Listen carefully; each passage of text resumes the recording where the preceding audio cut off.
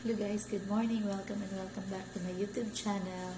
So ngayon ay August 30, Friday. This is my last duty as a community empowerment facilitator sa Kalahi Seeds kasi nga matatapos na si Kalahi.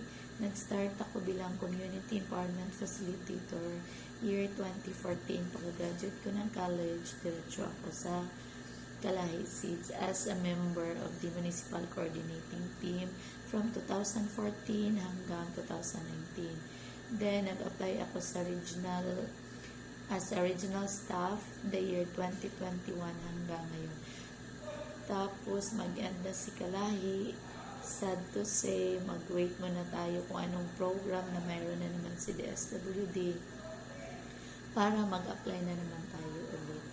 So, sa mga subscribers ko dyan, thank you so much sa palagi niyong panunod sa aking mga videos, at sana supportahan pa rin ninyo ako sa mga i-upload ko ng mga videos kahit hindi na related sa Kalahi Seeds.